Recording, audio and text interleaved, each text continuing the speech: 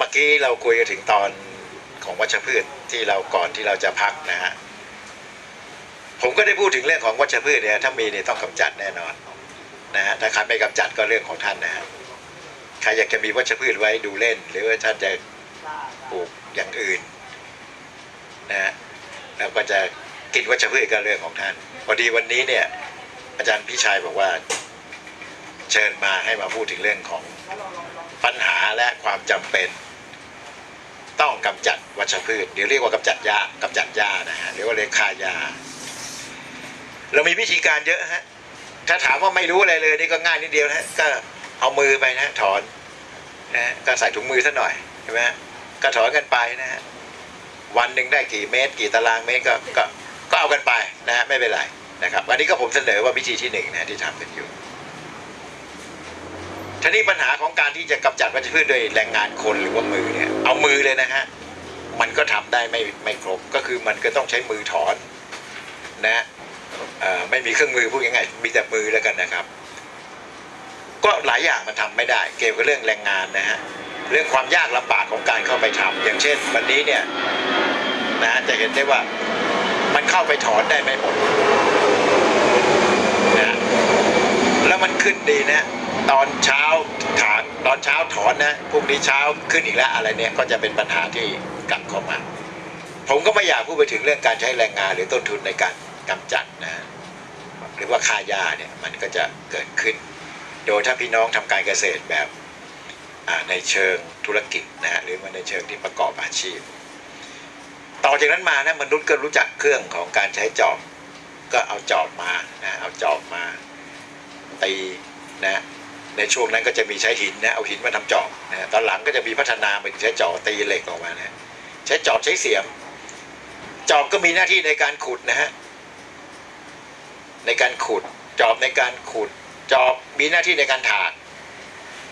ชนิดในการเกษตรเนี่ยนะฮะในการปลูกพืชเนี่ยมันใช้ถากอย่างเดียวมันคงจะลำบากนะมันก็ขึ้นกันใหม่นะเขาก็เรียกพรวนดินต่อจากนั้นมาก็เป็นยุคที่เขาเรียกว่าเป็นยุคปฏิวัติเขียวนะฮะก็คือใช้เครื่องมือเกษตรมาเกี่ยวข้องคือใช้เครื่องยนต์เพราะมนุษย์นี่รู้จักเครื่องยนต์นะก็เครื่องยนต์ดีเซลนะก็ผลิตรถแท็กเตอร์อะไรขึ้นมาช่วงนั้นก็เป็นที่ฮือฮาของโลกมากนะ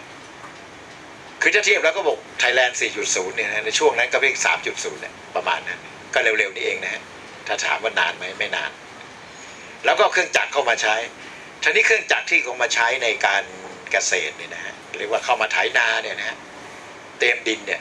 ก็เป็นหลักก็คือใช้ในการเตรียมดินแต่จริงๆแล้วอีกวัตถุประสงค์หนึ่งคือเป็นการกำจัดวัชพืชก่อนปลูกนะครับก็จะได้สองอย่างในเวลาเดียวกันที่รถเข้าไปพรวนดินก็พรวนดินแต่ว่ากำจัดวัชพืชด้วยเพราะฉะนั้นแปลงที่สะอาดนะฮะก็จะเป็นแปลงที่ไม่มีวัชพืชผมจะพูดตรงนี้ไว้ก่อนดีไหมฮะว่าไม่จำเป็นจะต้องสะอาดเหมือนปลูกบนถนนเอาไม้กวาดไปกวาดว่าไม่ให้มีหญ้าขึ้นเพราะหญ้าหลายชนิดก็ขึ้นได้นะฮะสวยงามด้วยก็เป็นวัชพืชหรือหญ้าธรรมดาแต่หญ้าที่เกิดความมีปัญหาหรือการแข่งแย่งเนี่ย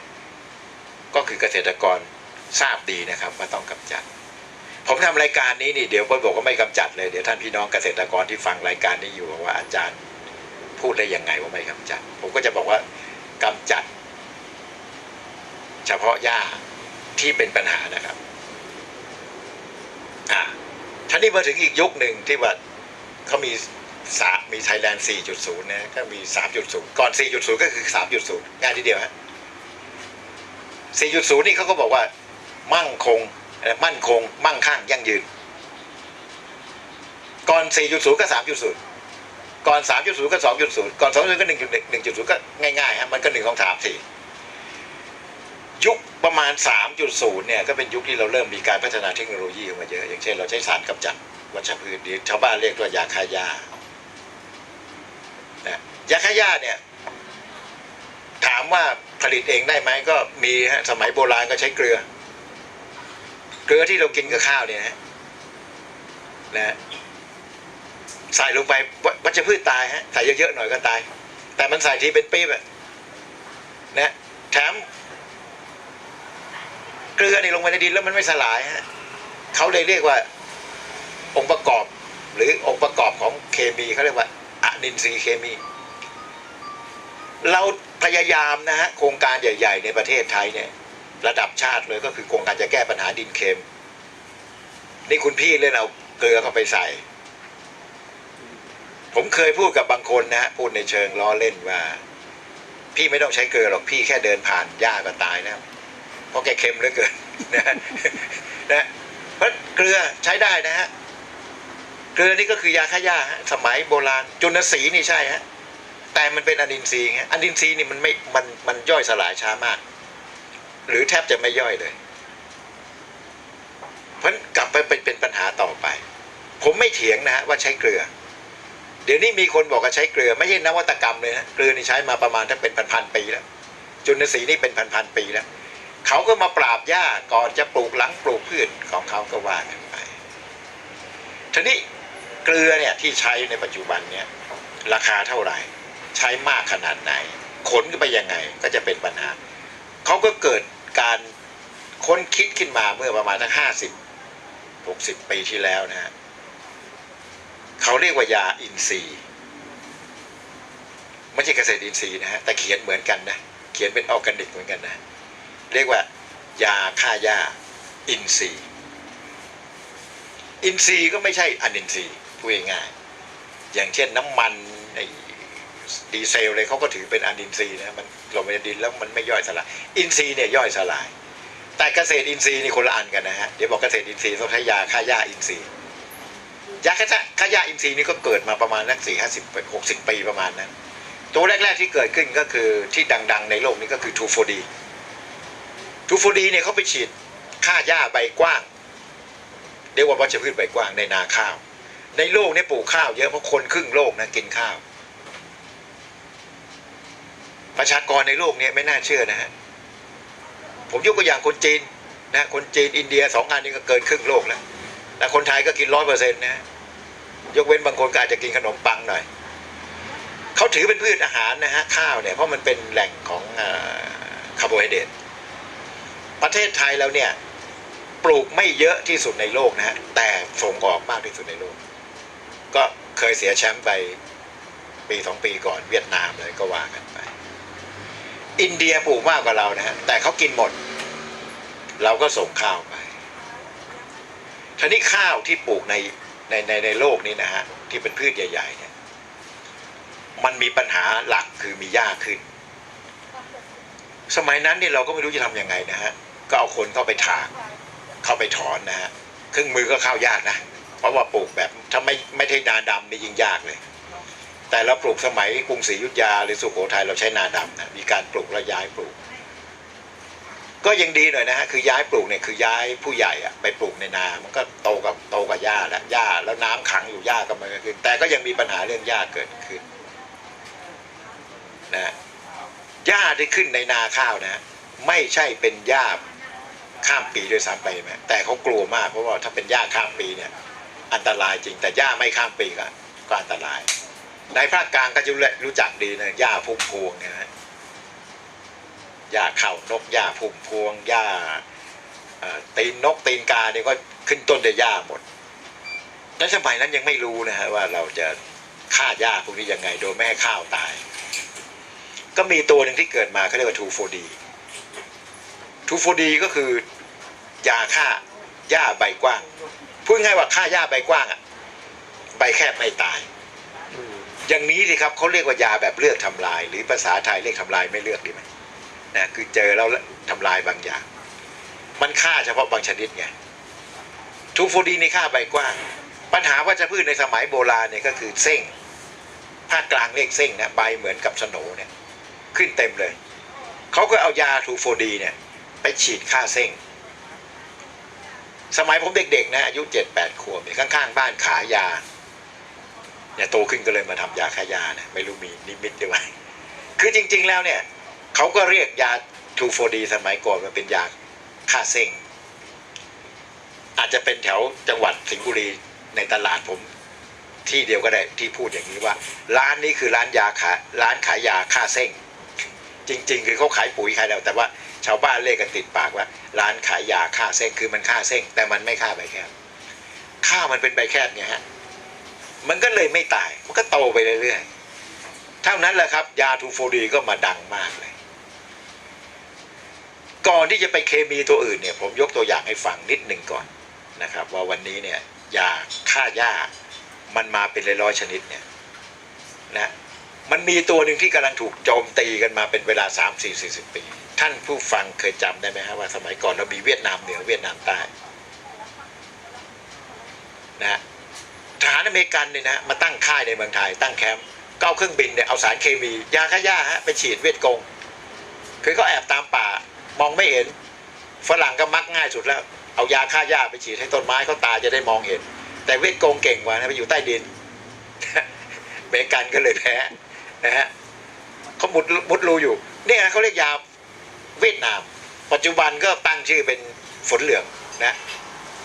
ก็ว่ากันไปตัวนี้คือคล้ายๆชูโฟดีนะฮะแต่มันมีคลอรีนเพิ่มมาตัวหนึ่งโอ้มันฤทธิ์มันแรงกว่าเยอะเขาก็บอกว่าตอนเนี้ยในเวียดนามเนี่ยฤทธิ์ตัวนี้ยังอยู่เลยสงครามเวียดนามจบมาตั้ง30-40 ปีนะทำให้เกิดฝนเหลืองทำให้อะไรล่ะชาวบ้านมีอาการผิดปกตินะฮะก็ว่ากันแต่นี่คือ 2,4,5-T หรือเขาเรียกว่ายาเวียดนามนะ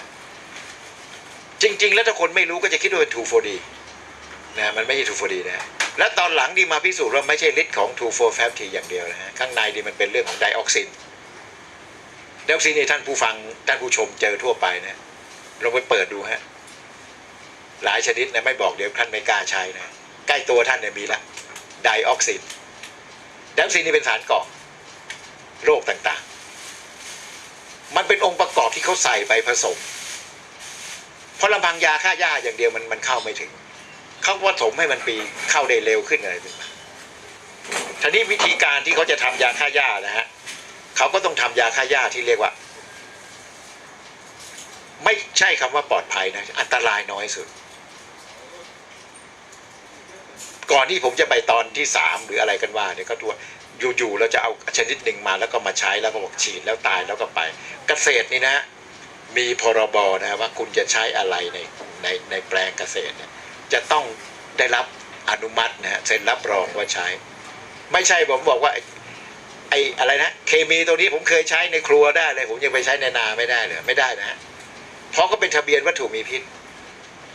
ปุ๋ยก็ต้องจดทะเบียนนะฮะเพราะใช้ไม่ตรงแต่ยิ่งยาฆ่าหญ้าฆ่าแมลงนี่ต้อง100%เลยทีนี้เวลาเขาทำเนี่ยเขาก็ต้องพิสูจน์ว่าฆ่าได้จริงไหมอันนี้ฆ่าได้จริงไหมแล้วที่คุณบอกมันไม่ฆ่าข้าวเนี่ยจริงไหมแล้วมันตกค้างในดินยาวนานไหมนะมันมีปัญหาอย่างอื่นตามเป็นคนเขาทดลองในหนูทดลองในคนไม่ได้เขาทดลองในหนูเขาบอกว่าคัดเลือกจากยาเนี่ยนะฮะที่จะได้มาตัวหนึ่งเนี่ยมาจาก100,000 ตัวนะฮะคือเป็นสูตรโครงสร้างเนี่ยคัดมาเรื่อยๆแล้วก็ใช้ระดับปริญญาโทตีเอกเนี่ยกันทั้งมหาลัยกว่าจะได้เป็นยาออกมา1 ตัวทีนี้ผมพูดว่ายาฆ่าหญ้าตัวแรกๆของโลกเนี่ยมันเกิดมาต่อจากนั้นก็จะมียาเกิดขึ้นอีกหลายวงจรอย่างเช่นวงจรการปลูกข้าวโพดเขาก็จะมียาที่ฉีดลงไปบนดินยาฉีดบนดินก็ฉีดบนดินเห็นไหมฮะยาฉีดเหนือดินก็ฉีดเหนือดินถ้าเรากลับข้างกันเอายาดินมาฉีดทางใบมันก็ไม่ตายจนทำมาเรื่อยๆก็เกิดเป็นเขาเรียกว่ายาใช้น้อยลงใช้ยาอัตราการใช้น้อยลงและที่สำคัญคือประสิทธิภาพเนี่ยคุณสมบัติมันพิเศษขึ้นเรื่อยๆอย่างเช่นฉีดแล้วเนี่ย